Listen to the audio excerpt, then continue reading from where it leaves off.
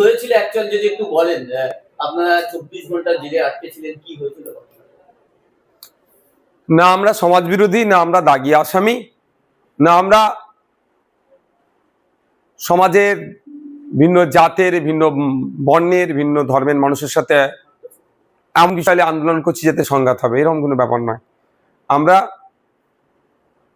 আমাদের দেশের সংবিধানের পূর্ণ মর্যাদা দিয়ে একজন দেশবাসী হিসাবে, দায়িত্বশীল নাগরিক হিসাবে আমরা কলকাতাতে ওয়াকফ সংশোধনী আইন 2025কে বাতিল করার জন্য যেভাবে ফেক ST/SC সার্টিফিকেটের রমরমা হয়ে যাচ্ছে, আপনারা শুনলে অবাক হবেন। সারা পশ্চিমবাংলায় মনে হয় 1 কোটি SC সমাজের মানুষ আছে কি জানা নাই, কিন্তু 1.5 কোটি SC সার্টিফিকেট প্রোভাইড অলরেডি হয়ে গেছে। অর্থাৎ যারা নন ST তারাও ST সার্টিফিকেট নিয়ে ST কোটায় যে সুবিধাগুলো আছে সেগুলোকে ভোগ করছে। এটা তো অনৈতিক। কদিন আগে একটা সোশ্যাল মিডিয়ায় খুব ভাইরাল হয়েছিল, মুসলিম সম্প্রদায়ের মানুষ ST রিজার্ভেশন এতে চাকরি করছে, কেন করবে? ব্যানার্জি টাইটেল ST কোটায় চাকরি করছে, দাস টাইটেল ST কোটায় চাকরি করছে। এই যে ফেক ST সার্টিফিকেটের রমরমার জন্য SC ঠিক একইভাবে উচ্চবর্ণের মানুষ SC কোটায় চাকরি করছে। এ ধরনের অনেক উদাহরণ, জ্বলন্ত উদাহরণ আছে। তো এইগুলো বাতিল করতে হবে। এই নিয়ে OBC নিয়ে যে জলঘোলা চলছে, আজকে যদিও কোর্টের অর্ডার হয়েছে, জয়েন্টের রেজাল্ট পাবলিশ হচ্ছিল না। এই জটিলতা নিয়ে, এই জটিলতা কেন হবে? OBC নিয়ে মুসলিম হিন্দুদের মধ্যে একটা ভেদাভেদ তৈরি করা হচ্ছে, আমরা ওরা হচ্ছে। আর আমরা কি বলছি, যে সায়েন্টিফিক ওয়েতে ব্যাকওয়ার্ড ক্লাসেস অ্যাক্ট যেটা আছে সেটাকে মান্যতা দিয়ে প্রকৃত, সে হিন্দু হতে পারে, মুসলমান হতে পারে, যারা ইনক্লুড হচ্ছে তাদেরকে OBCর মধ্যে রাখা হোক। যে 17% রিজার্ভেশন আছে 10 আর 7, সেটা ঠিকঠাক করা হোক। রাজ্য সরকার নতুন যে OBC লিস্ট বার করেছে, চরম অন্যায় কাজ করেছে। OBC A থেকে OBC B-তে পাঠিয়েছে। শেরশাবাদিয়া আরো যে সমস্ত জনগোষ্ঠীর মানুষজন আছে, তারা যারা A-তে ছিল OBC, তাদেরকে OBC B-তে পাঠিয়েছে, আবার B থেকে কিছু ধরে A-তে ঢুকিয়েছে। এই যে হচপচ করে দেওয়া, এটা বন্ধ করতে হবে। সঠিকভাবে সায়েন্টিফিক ওয়েতে তদন্ত মানে আপনার সার্ভে করতে হবে। ওই 10টা বাড়িতে গিয়ে স্যাম্পেল সার্ভে করলো আর ঘোষণা করে দিলে তো এটা নয়। এখানে মূল স্রোতে আসার বিষয় আছে, ডোর টু ডোর যেতে হবে, প্রত্যেকটা ফ্যামিলিকে কন্ট্যাক্ট করতে হবে, তারপরে সেটাকে ইনক্লুড করতে হবে। তা না করে করেছে, বারবার কোর্টের কাছে ধাক্কা খাচ্ছে। এই আর হিন্দু মুসলমানের মধ্যে একটা টেনশন, ভেদাভেদ তৈরি হচ্ছে। একটা সম্প্রদায়, আর তো বিজেপি তো আছেই, শুভেন্দু অধিকারী তো আছেই, রেড়ে করে উঠছে নাকি সব মুসলমানদেরকে দিয়ে দিচ্ছে, সব মুসলমানদেরকে দিয়ে দিচ্ছে। অ্যাকচুয়াল মুসলিম হিন্দু সবাই আছে ক্ষতিগ্রস্ত। এই ক্ষতিগ্রস্তের হাত থেকে বাঁচানোর জন্য আমাদের ধর্নামঞ্চ ছিল। SIR এর নামে যেভাবে নাগরিককে আতঙ্কিত করা হচ্ছে, দেশ থেকে তাড়িয়ে দেবে, ভোটার লিস্ট থেকে নাম বাদ পড়ে যাবে, ডিভোটার করে দেবে, আর বিজেপি যেভাবে হয়রানি করার জন্য হুমকি দিচ্ছে। 1.5 কোটি নাকি রোহিঙ্গা আছে। ইউনাইটেড নেশন বলছে সারা পৃথিবী জুড়ে 24 লক্ষ মতো রোহিঙ্গা আছে, যার মধ্যে 10 লাখ শুধু বাংলাদেশে, ইন্দোনেশিয়া, মালয়েশিয়া, পৃথিবীর বিভিন্ন কান্ট্রিতে অল্প অল্প করে রোহিঙ্গা আছে। আর আমাদের দেশের স্বরাষ্ট্র দপ্তরের দেওয়া তথ্য অনুযায়ী 30,000 রোহিঙ্গা আছে, যেটার শরণার্থীর হিসাবে তাদেরকে ট্রিট, অনেকের কাছে UN এর কার্ডও আছে, শরণার্থীর কার্ড আছে। তো প্রশ্ন হচ্ছে এখানে, আমি ধরছি 30,000ই যদি ইললিগালি আসে, তার জন্য তো ফরেনার্স অ্যাক্ট আছে। কিন্তু যেভাবে শুভেন্দু অধিকারী 1.5 কোটি মানে রোহিঙ্গা আছে তাড়িয়ে দেওয়া হবে, তাহলে 1.5 কোটি রোহিঙ্গা আছে, এটা ভারত সরকারও স্বীকার করছে না। ভারত সরকারের গুরুত্বপূর্ণ একটা দপ্তর, স্বরাষ্ট্র দপ্তর, তিনারা বলছেন 30,000 আছে। সেই 30,000-এর মধ্যে সব থেকে বেশি রোহিঙ্গা কোন রাজ্যে আছে? দিল্লি। দিল্লিকে এখন কন্ট্রোল কারা করে? সরকারে, দিল্লি সরকারে আছে বিজেপি, আর দিল্লি পুলিশকে কন্ট্রোল করেও আবার সেন্ট্রাল হোম মিনিস্ট্রি, সেখানেও বিজেপি আছে। তাড়াতে পারছে না কেন? তৃতীয় যে রাজ্যটা আছে, রোহিঙ্গা সব থেকে বেশি, তার নাম হচ্ছে হরিয়ানা। তাহলে হরিয়ানার কোন সরকার আছে? বিজেপি সরকার। ফোর্থ যে রাজ্যটা আছে, সেকেন্ড কি আছে আমার এই মুহূর্তে মাথায় আসছে না, এটা বলতে পারছি না। ফোর্থ র্যাঙ্কে যেটা আছে, সব থেকে বেশি রোহিঙ্গা আছে যে রাজ্যের মধ্যে, চতুর্থ নম্বরে যেটা আছে সেটার নাম হচ্ছে অসম। হেমন্ত বিশ্ব শর্মা খুব হই হই করছে, বাংলা ভাষায় কথা বলে নাকি বিদেশি চিহ্নিত করতে পারবে। বাঙালি বিদেশি একটা সরকার চলছে অসমে, তার রাজ্যে আছে শুভেন্দু অধিকারী কথা বলছেন। ফিফথ র্যাঙ্কে আছে আমাদের ওয়েস্ট বেঙ্গল। এখানে আমি যদি অ্যাভারেজ যদি 5,000 করে থাকে, 6,000 করে থাকে, তাহলে 30,000, তাহলে পরও আমাদের রাজ্যকে দেখে দিচ্ছে। আমরা বারবার বলেছি যে রাজ্য সরকার এই তথ্য দেয় না, রাজ্য সরকার আপনার যে পার্টি চলছে তারা তথ্য দেয় না। কিন্তু আমাদের বক্তব্য যে এসআইআর এর নামে যেভাবে আতঙ্কিত বা হয়রানি করার চেষ্টা হচ্ছে, আমরা বিহারে দেখলাম জীবিত আছে তাকে মৃত দেখিয়ে ডিভোটার বানিয়ে দিয়েছে। এটা চরম অন্যায়। বৈধ ভোটারকে অবৈধ ঘোষণা করা হচ্ছে, চরম অন্যায়। তো এই ধরনের অন্যায় কোনোভাবে মেনে নেওয়া যাবে না। তাই আমাদের ডিমান্ড ছিল, আজকেও ডিমান্ড আছে, আগামীতেও থাকবে যতদিন এটা শুধরাচ্ছে, যে এসআইআর এর নামে ডিভোটারের যে চক্রান্ত চলছে সেটা বন্ধ করতে হবে। তাই নিয়ে আমাদের ধর্মমঞ্চ ছিল। আমাদের ধর্মমঞ্চে আর একটা গুরুত্বপূর্ণ দাবি ছিল, যেটা সময়ের দাবি। রাজ্যের মুখ্যমন্ত্রী অলরেডি ঘোষণাও করেছেন নাকি 5,000 টাকা করে দেবে। এই 5,000 টাকাতে সমাধান হয় না পরিযায়ী শ্রমিকদের। এখানে শ্রমের মূল্যায়ন হয় না বলে ভিন্ন রাজ্যে যাচ্ছে, এখানে কাজ নাই বলে ভিন্ন রাজ্যে যাচ্ছে। এখানে নিয়ে আসলে তারা না খেতে পেয়ে মরবে। আজকে ডেটে 5,000-এ কি হবে? এই মূল্য বৃদ্ধির সময় 5,000-এর কিছু কাজ আছে? আমাদের লড়াইটা হচ্ছে রোগীর বিরুদ্ধে আমরা নয়, আমরা রোগের বিরুদ্ধে। আর রাজ্য সরকার রোগীর বিরুদ্ধে চলে যাচ্ছে, অর্থাৎ এই পরিযায়ী শ্রমিকদের সমস্যা চলে ফিরিয়ে আসো। ফিরিয়ে নিয়ে আসার পক্ষে আমি বিপক্ষে নয়, নিয়ে এসে আমি তাদের জন্য কি করতে পারছি, আগে সেই স্ট্রাকচার, সেই পরিকাঠামো আমাদের আছে কি?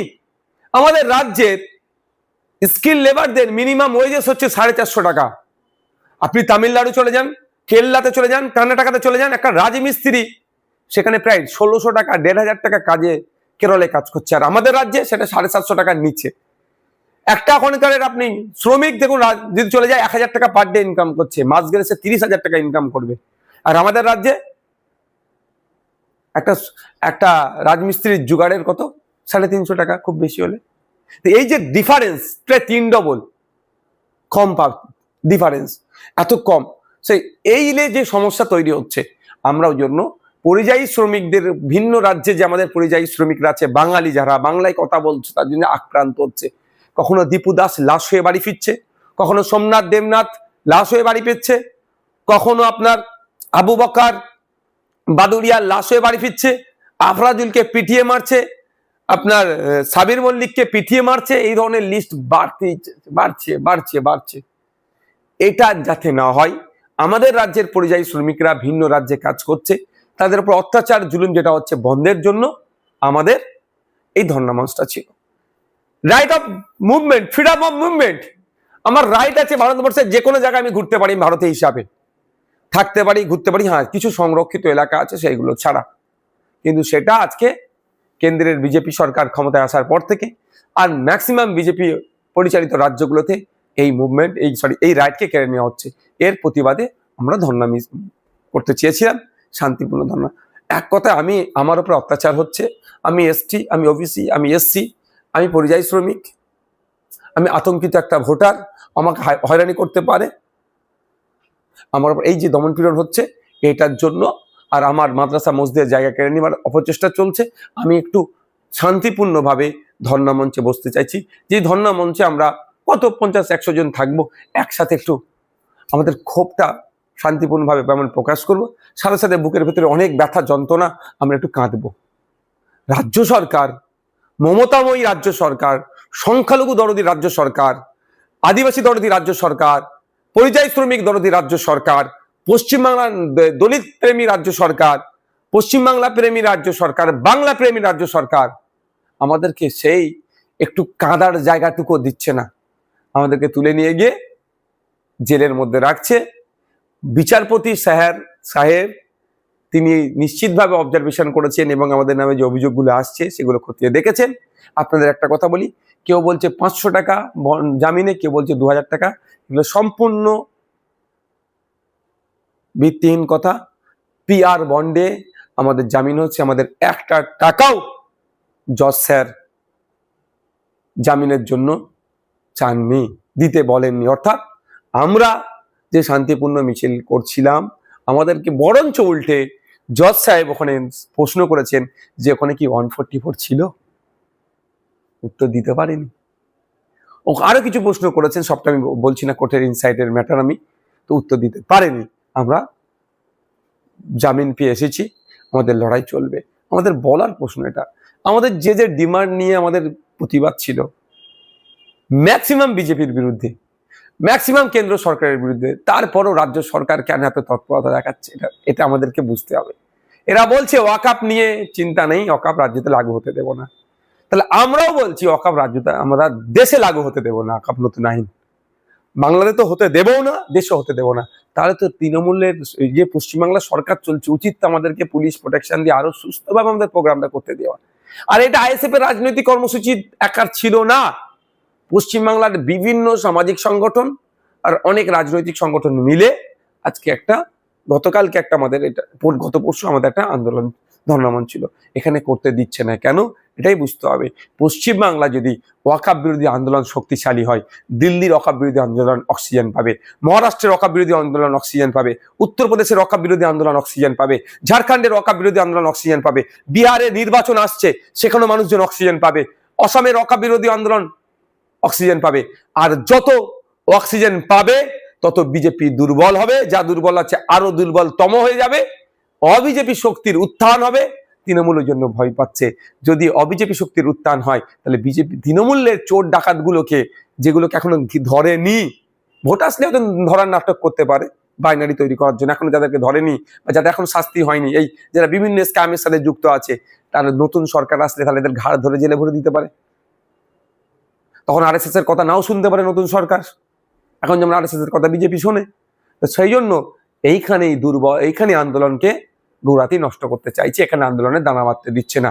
যে আন্দোলন পশ্চিমবাংলায় দানা বাঁধলে ভারতবর্ষের প্রত্যেকটা প্রান্তে আন্দোলনের ঝাঁস ছড়িয়ে পড়বে, অবিজেপি শক্তিগুলো আরো শক্তিশালী হবে, তারা বিজেপির বিরুদ্ধে আরো সোচ্চার হবে, এটা করতে দিচ্ছে না। তবে এই আমি অন ক্যামেরা বলছি, মমতা ব্যানার্জি রাজা, আমরা প্রজা নয়, আমরা সবাই রাজা এই রাজার দেশে, এই দেশটা আমাদের সবার।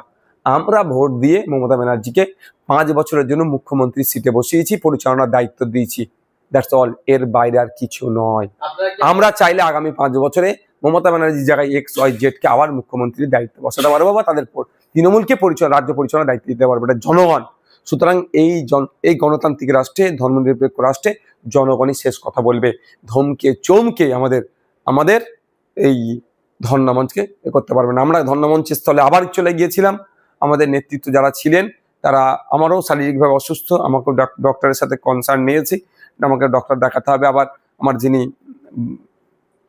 ফ্যামিলি ডক্টর আছে তার সাথে কথা বলবো। আমরা আজকেও আমাদের একটা মিটিং আছে, মিটিং করে আমরা ফার্দার কি পরিকল্পনা আছে সেটা ঘোষণা করব। তবে একটা কথা আমি বলে দিচ্ছি আপনাদেরকে, আমরা কলকাতাতে ওয়াকাফ আর FAQ ST সার্টিফিকেট, এই যে বিষয় নিয়ে আমরা ধর্নায় বসেছি, আমরা বসবো। কোনো রাষ্ট্র শক্তি আমাদের গণতান্ত্রিক, আমাদের ডেমোক্রেটিক এক্সারসাইজকে কেউ নষ্ট করতে পারবে না।